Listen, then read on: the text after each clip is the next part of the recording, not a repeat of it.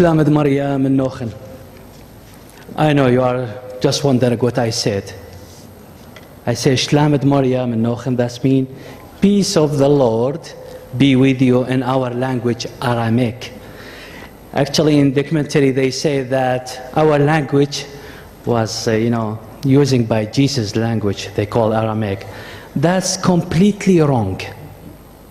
Because actually we are not using Jesus' language. Jesus was used our language. Okay? This is just for history.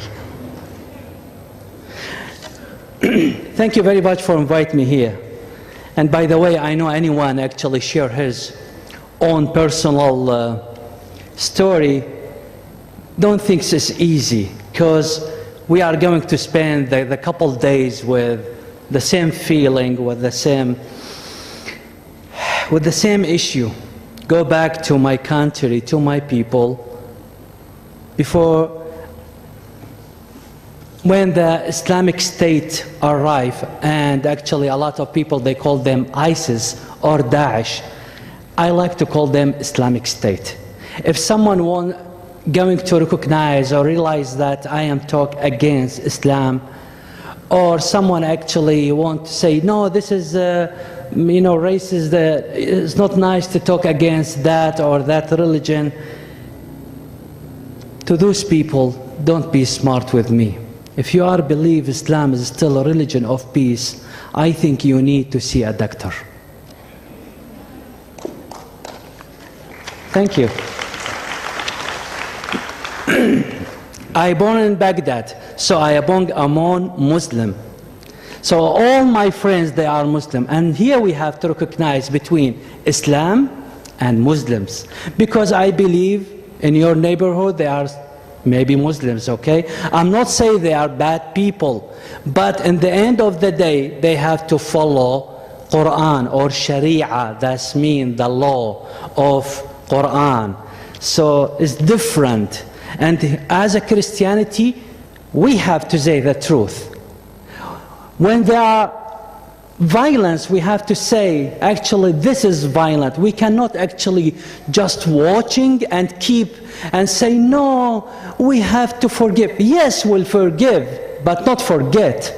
We will say who is behind that violence, whatever who is behind. Because Christian, they have to say the truth.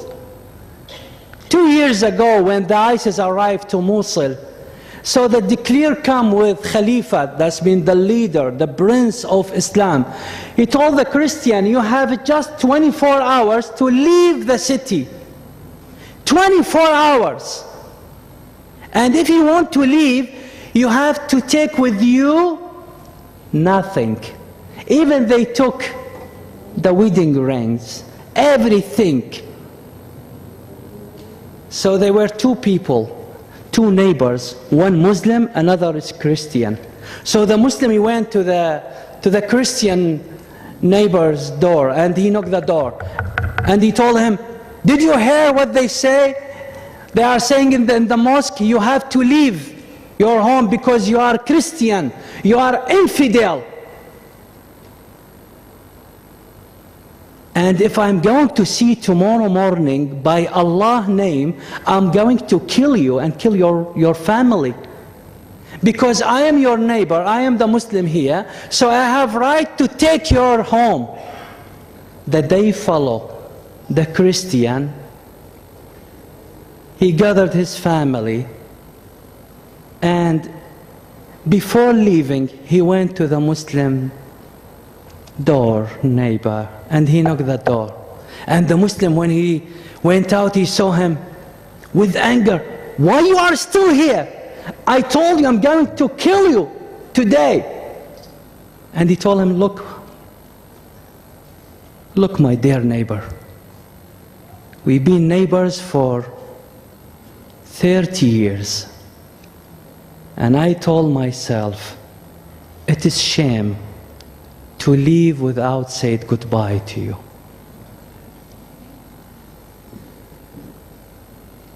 How many stories there are in my head. Imagine 125,000 people. been forced to leave Mosul in one day.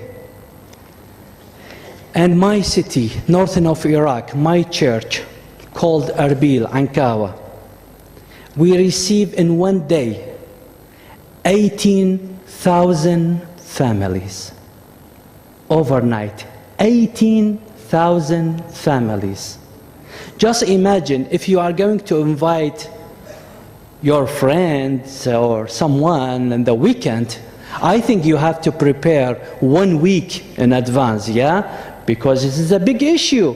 You have to prepare everything, barbecue, beer, no beer, we are Catholic. Okay, vodka, everything, okay? Just imagine, in one day we received 18,000 families. So they were everywhere, in churches, parks, everywhere. And you know, as a Catholic, if any disaster and any problem happen in the world, don't send government, send Catholic Church, because they will solve the problem. And this is the minimum of our duty, to take care about people. I'm not saying that of proud, I'm saying this is the minimum of our duty, taking care about each other. I know what's mean pain. And I know that Christianity is not actually supermarket.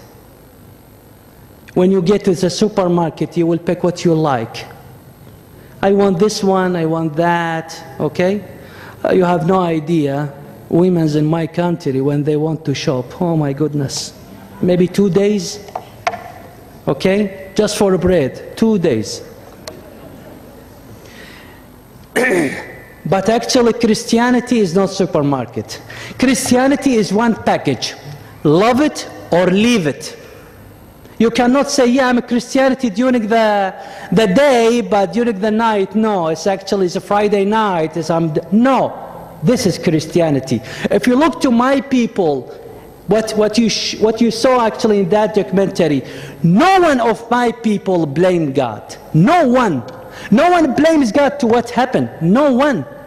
And I know a lot of people, even if they got flu, they will say, God, why you are punishing me? It's just a flu. I know what's been pain. In Baghdad, I don't know how many times actually I survived.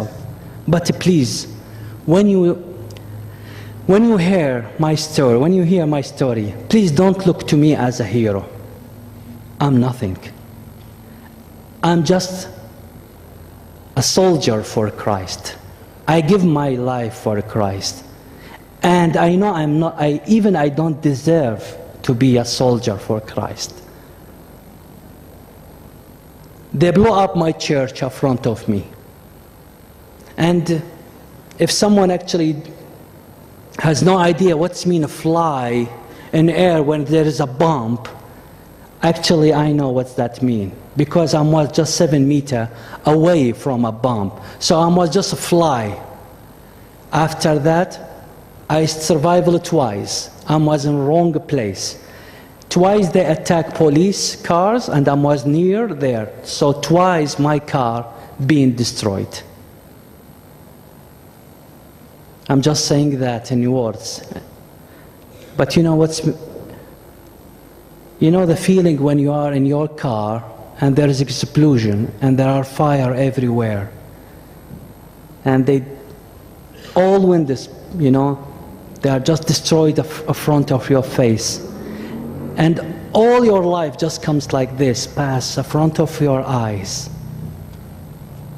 And to realize that you are still alive, sometimes you need days. After that, I was standing in front of my church.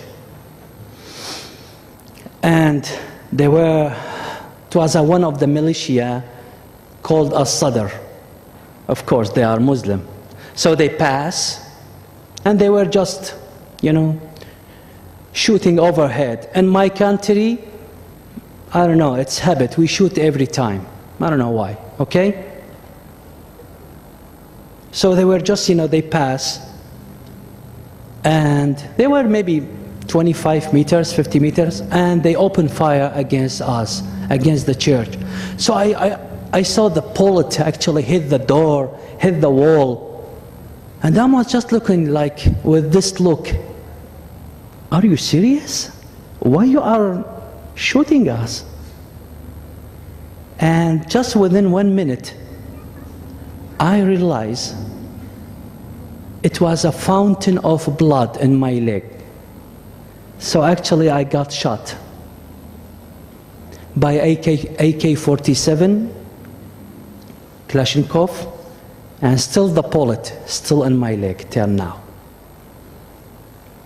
After a couple months, after the mass, I went to visit friends of mine, and suddenly on the highway, they blocked the highway.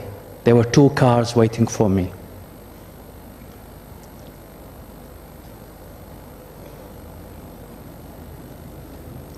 And they opened the door with many bad words, like dirty infidel, American spy. I don't know why they called me American spy. They thought maybe I am like Robert De Niro. I don't know. So they took me to the place, I don't know, I have no idea where. But when we arrived, one of them, he told me, you have to take this, cover your eyes. If you are going to open your eyes, we'll put the bullet between your eyes. So they covered my eyes, and they bring chains. Immediately one of them, he hit me. Of course, I realized after, but he hit me by his knee and my face. Immediately he broke my nose.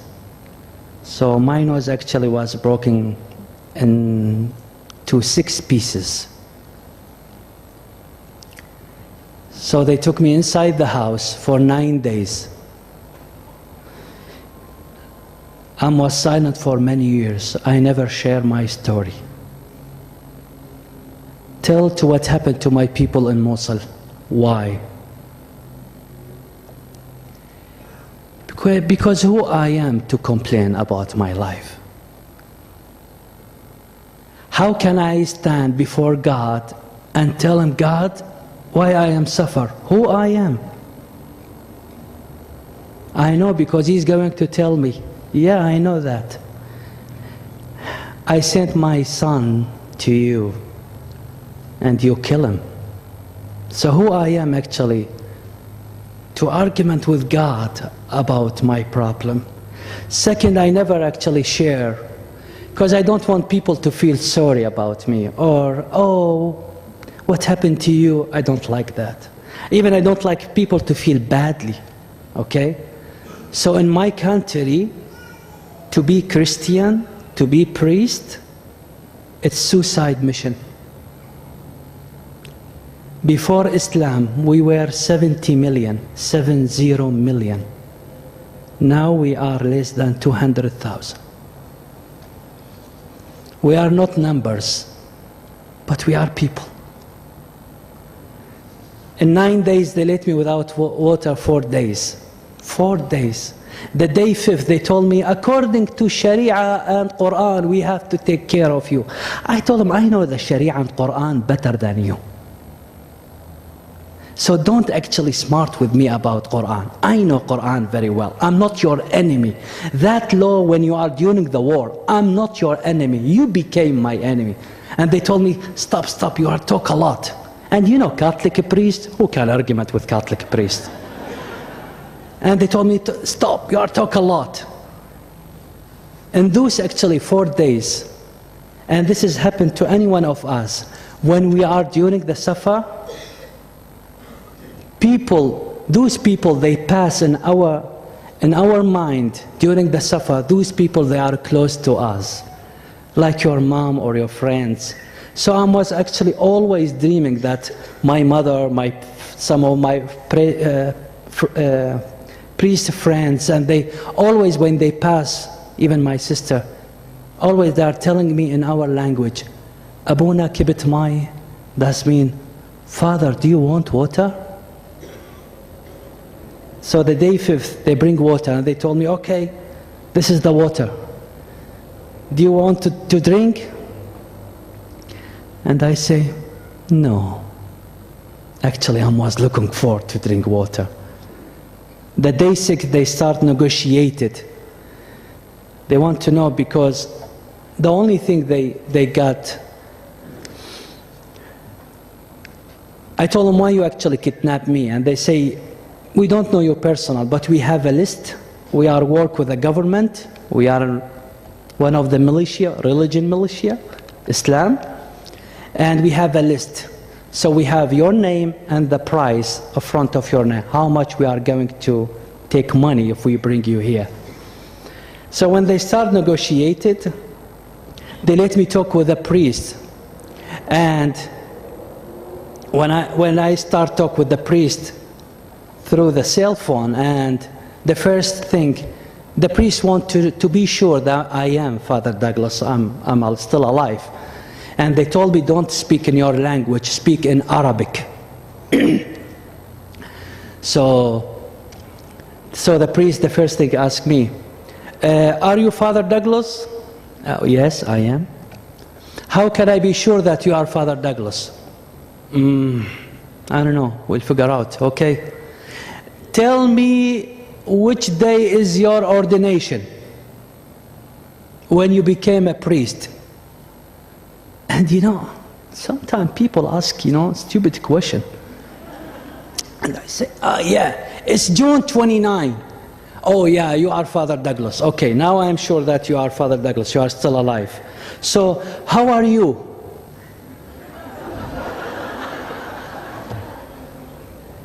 So what's supposed to be the next question? My favorite color? I'm fine. Okay. And he told me, what do you think? He actually was able to pass one word in our language, in Aramaic. And I told him, Ayela. Ayela, it's mean. It's over.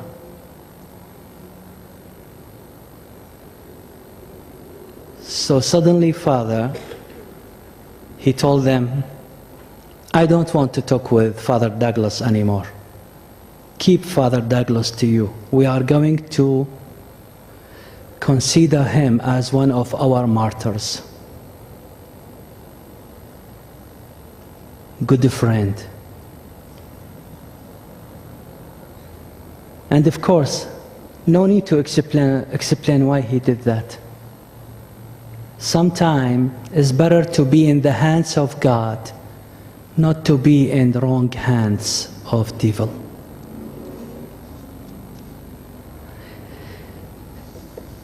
It was that same day they took me to the ugly room. Tied with chains. I used the chains actually to pray my rosary. Also to put a sign on the wall when the day passed. I just put sign, 1 day, 2 day. So the day 6, they took me to the ugly room and they told me, your people, they don't want you anymore. And do you remember the first day when we asked you, look to yourself, why you are here, you are going to have, hard time. And you told us, I'm priest. I consider myself, I am just like with you, like in picnic. I told them that. Never told to the terrorists, you are the picnic with them, okay? This is my free advice to you. And they told me, you are going to pay for that. So suddenly one of them, he said, bring me the hammer. Suddenly, one of them hit me in my shoulder and in my face. So I found one of my teeth with the blood. When I spilled the blood, they told me, don't be worried. You have a lot of teeth and we have all the night. And they hit me again. And they were just, why you are not begging to stop? I told them, look, if I die, to us is the beginning of the life. Death to you is the end of the life. And they told me, again he started talking. Stop, don't talk. And they hit me again. They destroyed the teeth here. I was not able actually to take selfie to Facebook for many years, you know. And they broke 2 discs in my back. When they released me, I spent 1 year in bed, and I went to Germany to fix my face. But I want to tell you that please don't stop. Don't look to my story. Look to the people behind my story. I'm still alive. I can share my story with you.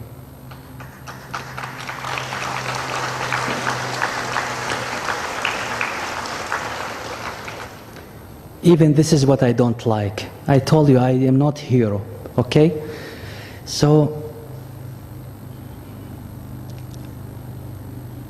my people behind my story, those actually they need you. And I am here not to begging your help, because this is our duty to take care of each other, because we are parts in the same body, and the head of that body is Jesus Christ. Look to my face.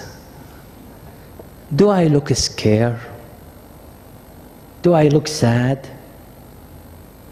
The same thing my people. They are happy always. They are always thanking God even to what happened. No one actually blame God. So I ask you to be voice for our people. Second, 2 years ago, I went to the European Parliament.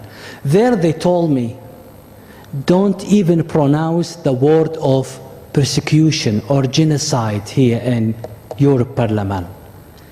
Of course, Catholic priest, never. So I went there and I told them what happened to my people is a genocide. And they told me, no, you cannot say that here. And I told them, look, Europe, the cancer, it is at your gate. When the cancer get into your country, that's it.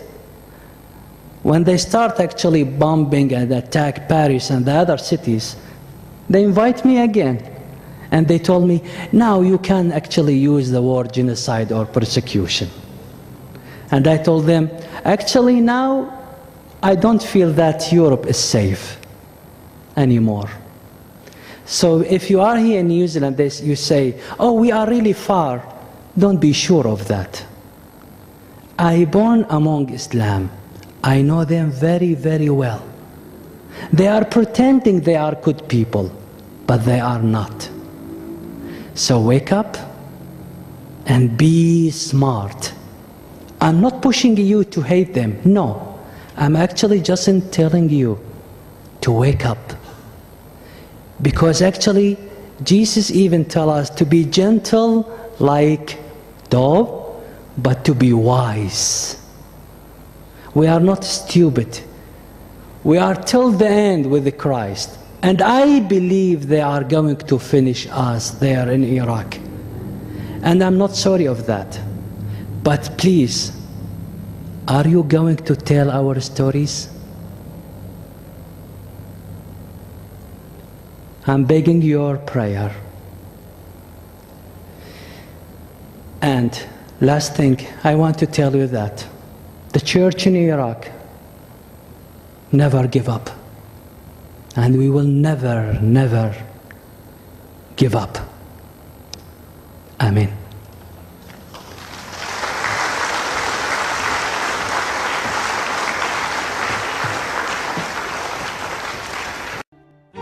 سلام لك مريم مليك طيبوثة نار عناخ مريخات المشي ومورخ بيرت خرسيريشو ماب مريم يلي تقالها صلح لابين حطاي هاشا وشاك الموثين آمين.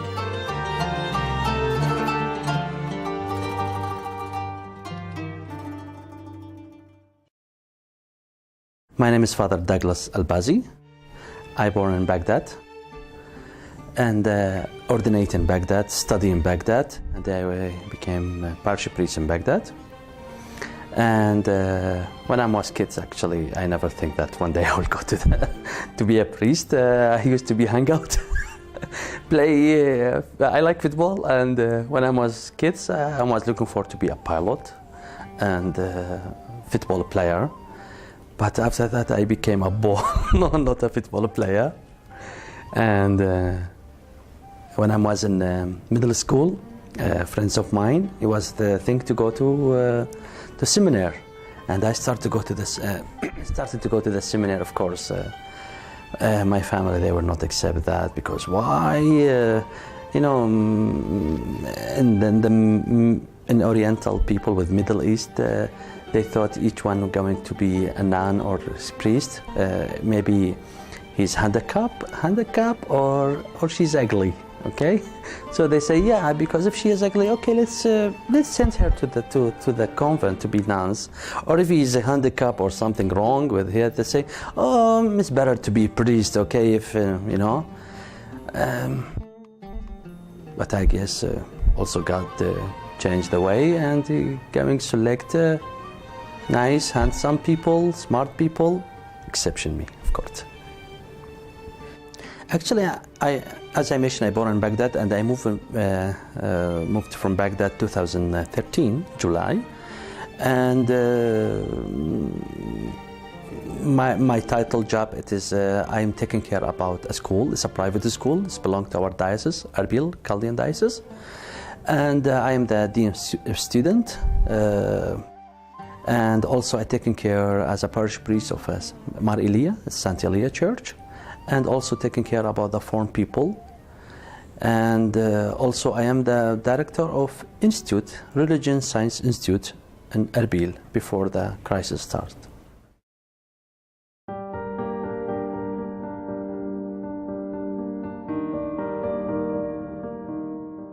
You know, to live as a Christian, or Christian life, and this life is a little bit difficult.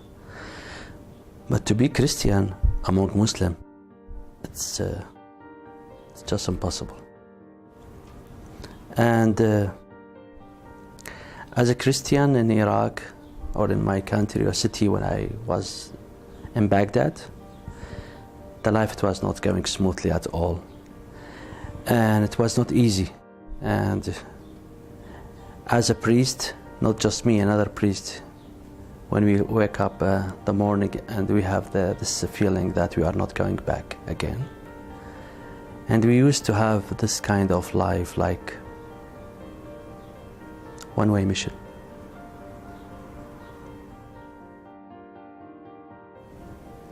It's hard when you lose your friends. It's very hard.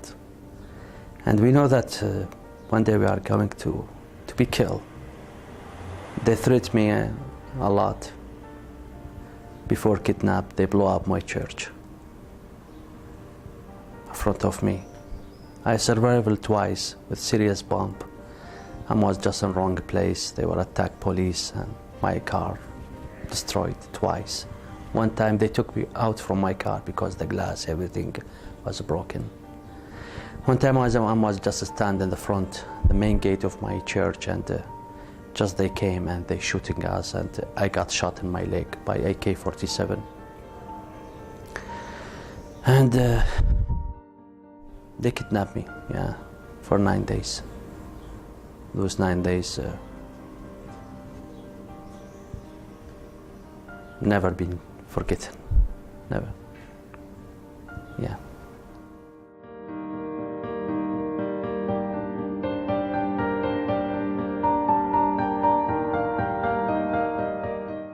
After the Sunday Mass, and it was, I used to have a break, so I went to visit friends a family. So when I went,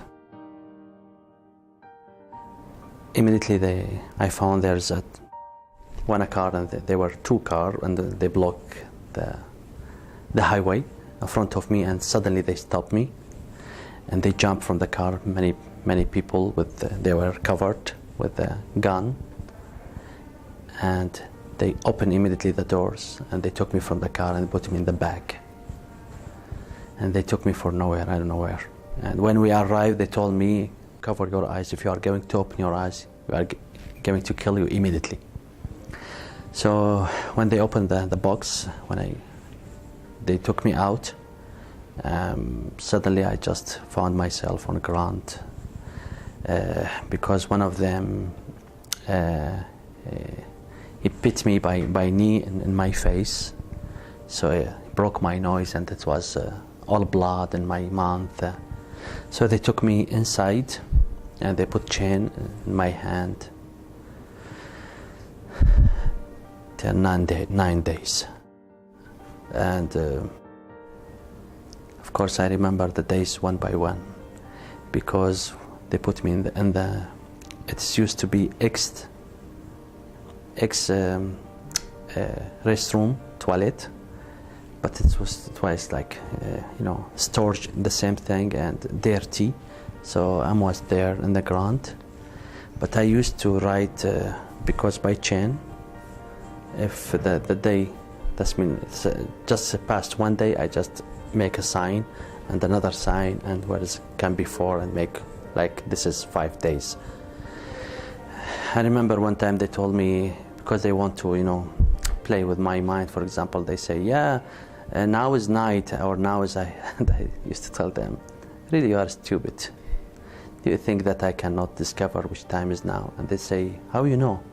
I told them, because you are pretending that you are Islam, but you don't understand anything. I can hear the voice of the mosque and know which time of the prayer is now, because I know that very well more than you. And many hard story I remembered during the kidnap. It was when they let me without water. They let me without water 4 days, and I was really thirsty, and anyone just passed in my mind, like my mother, my sisters, they say, Abuna kibit mai, that means, Father, do you want water? So the day 5th, they came and they told me, we have to take care about people according to Sharia, to Islam. We have to take care about the people who they are, under our hands as prisoners. And told him, one minute, I'm not your enemy. This is not the war to take care about me. You became enemy to me. I'm not against anyone. So, and of course they say bad words, and they use, to put the pistol here and the click, click, click, just empty. And they told me, so you want water? And I said, no, I don't want. Actually, I was dying to have water. Of course, they give me water. And after one day, they start negotiated with the priest, friends of mine, if they are going to release me. And they let me talk with him on cell phone. So I told him in our language, Aramaic, I told him that means Ayela. That's mean, because I must think that I will not go back. The way of treating me, and the priest, I don't know what happened, because he immediately talked with them, and the priest, after that, he told me what he told them. He told them, keep Father Douglas to you. We will consider that he's one of the martyrs. We don't want him anymore. Good friends. But my only request to the people who kidnapped me, if you are going to kill me, just one request: let my people know that I am dying. I don't want them to suffering, waiting. And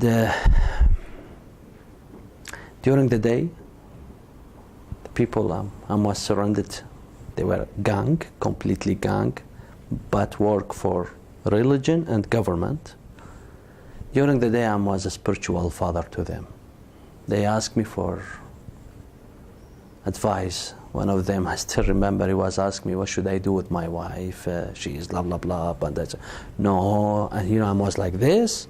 No, I'm telling him, no, you have to respect her. Sometimes it's necessary to tell her that how much you love her and blah, blah. The same group became enemy in the night and became, they used to call me infidel during the night. During the day, they call me Abuna, that's mean father. And when they used to ask me a question, a lot of questions, and when they used to torture me, they took me another room and they choose one of the channels, it's Quran, and make the voice louder as much they can. And they told me why they are doing that. They say, yeah, because if you are going to shout, no one will hear your voice from the neighbor. And to showing to the neighbors, look, that's mean we are listening to the Quran all the night. When the priest stopped and negotiated with them, of course I don't know what's happened. And they came, they were angry, and they took me to the same room. And one of them, he say, yeah, I think this man, to me, of course, they used to call me infidel, with bad words, especially those words, they are really ugly, who touch, my faith, my family. It is worse than the torture itself. And so they bring hammer and they start between my face, and they broke one of the teeth. So I just find there's a blood in my end, there's a teeth. And they told me, yeah, you say that you are here among us like a picnic and you don't worry. So you have a lot of teeth, and we have all the night. And they told me, yes, actually, well, I have a lot of teeth. And they say, yeah, we will see. And they pit me more. And they use, I don't know what they call that one, it's like this. They use also the cigar. And then when they smoke, they just in my face with bad words. And they pit me in my back, and they broke one of the disc.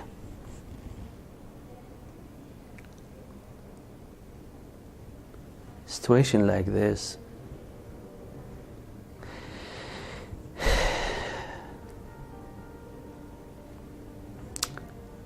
and I told them, because one of them, he was telling me that we are going to take off your head and replace it with dog's head. And another, he said that, yeah, and we are going to cut your body, small pieces. And actually that time I laughed. And they were surprised. And they say bad words. And one of them is spit me in pistol. They say, why you are laughing? And I told him, if you are going to take off my head, and your friends said that they are going to cut my body small pieces, and when I will die, do what you want with my body, I don't care. And he said to the another one, you are really stupid. How you tell him like this? You have to tell him that you are going to cut your body first and take off your head.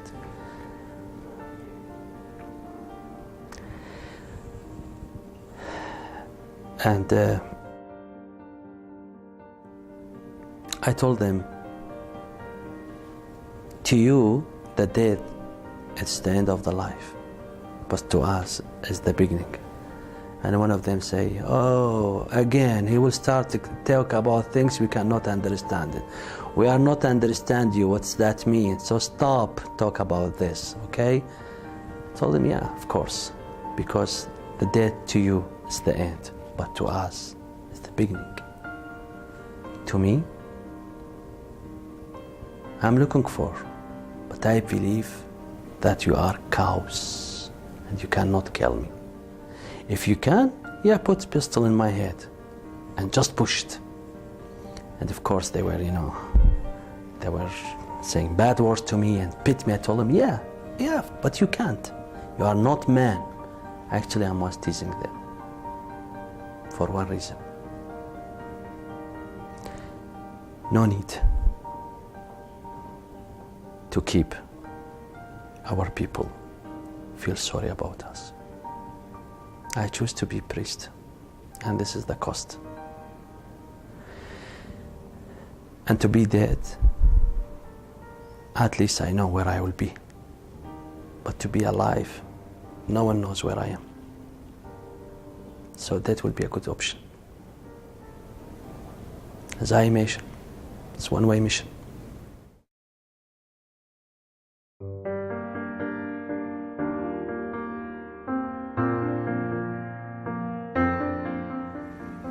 Yeah, of course, yeah.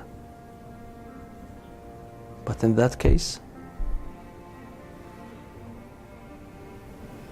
I'm sorry to say that, but I was looking for.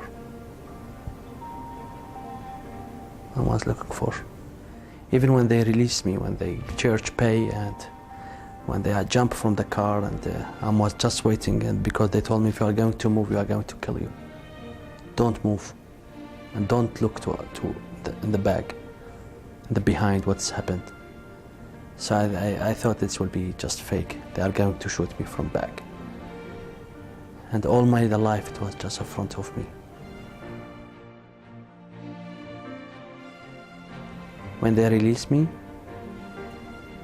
of course when I arrive and I walk a lot, and I found another driver, taxi, and he just took me a lift, and he say it was during the night, and say, I don't know where you are going, and this is my way. And I told him, I'm looking for the church. They say, no, it's it's not here in that side. And I told him, how can I pay? Of course, I was nothing with me. And he say, well, don't be worried, just go. And when I arrived to the near church, so they were waiting for me, and I found the priest named Father Jamil. Is old man, and you consider all the young priest as a father to us. And when I saw him, he just hanged me. That time I started crying. I never cried during 9 days. I was like, I know, tough guy, but till now I don't understand why I was tough, till now. But when he hugged me, I started crying. And he said, don't be worried. Don't be worried, my son.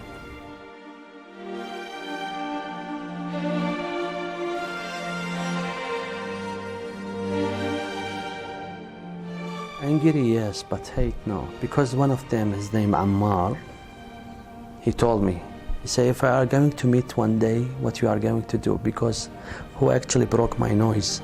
He asked me the question. Because when they released me, I went to surgery to my nose, teeth, and my back. And he told me that, because he told me, I'm sorry, I beat you on the first day in your face. And he asked me if you are going to meet one day, what you are doing, what you'll do with me. I say, of course, you are going to drink something, or maybe, I don't know. But if your hands dirty with another people's blood, you have to go to the jail. To me, just forgiven, because still I'm alive. This is important.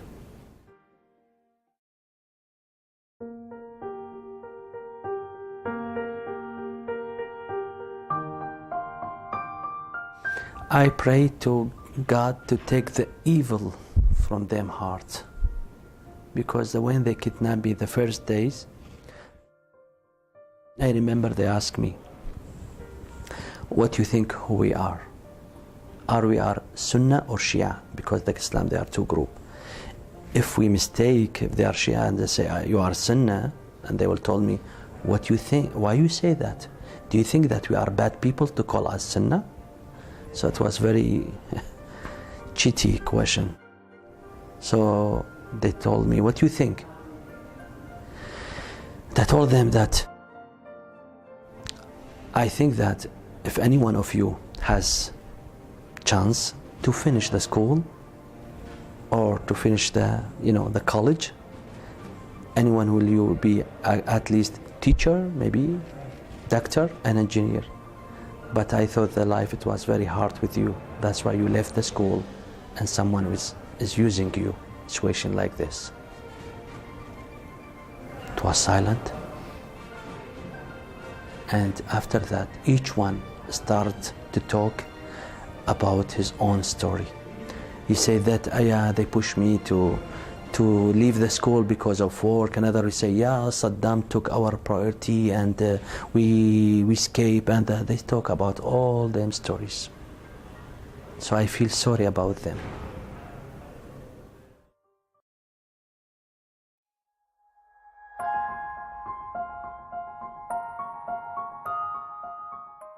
We used to pray as a priest. For example, one of the marvelous things happened with me when they put chain in my hand. It was the chain itself, because it was chain here, tied like this, and it was here big lock. So the chain, it was a little bit tall.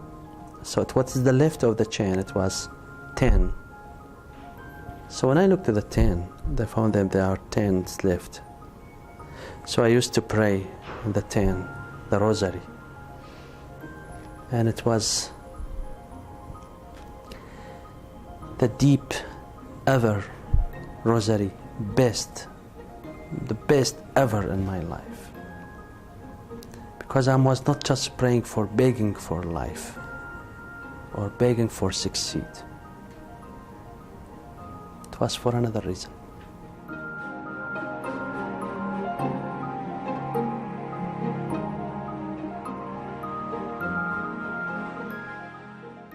She's really mother. She's really mother, taking care about the kids and the sons.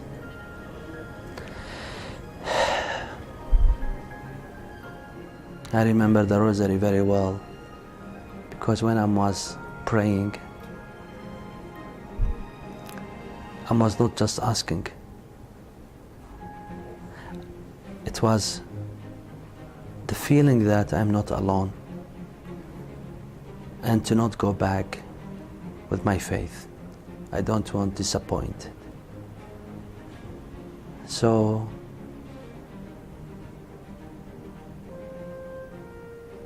it was just the voice like, don't be worried, you are not alone. To me, it was enough, completely enough.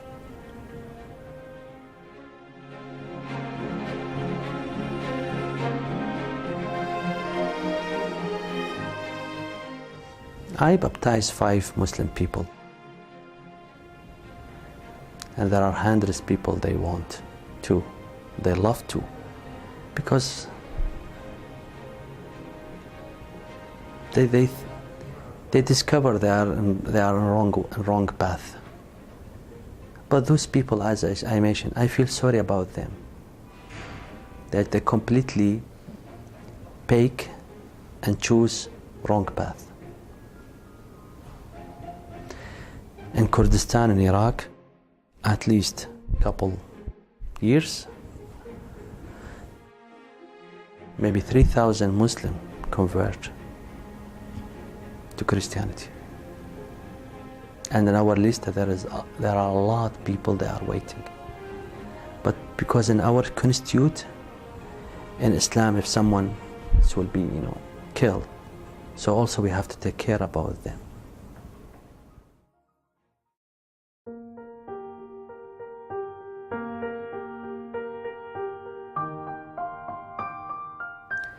First of all, I ask you to wake up. Faith, yeah, it's really strong. It's really what we need in our life. But faith without action, it's just words. So take your action seriously and save the part, that's mean my church, because we are in one body but different parts. Our part now it's under persecution. If you are going to just be silent, it's the same thing that you are sharing. Those they are persecute us. So don't be silent. We have martyrs. I don't want to say that, but if we are going to have martyrs people more than the people they have faith here, I guess we are in problem. So wake up and take your responsibility. And I'm not asking, because as a Christianity it is shame to asking for help, because we are sharing the same duty. It's the time of work. As a Christian, we are not just created for relaxing time, but also for bad times. So my people, what we are suffering now, we are like, as my bishop called it, we are like in Good Friday. But can you help us to reach the Sunday of resurrection? If you can, don't just watch. Take the action and wake up.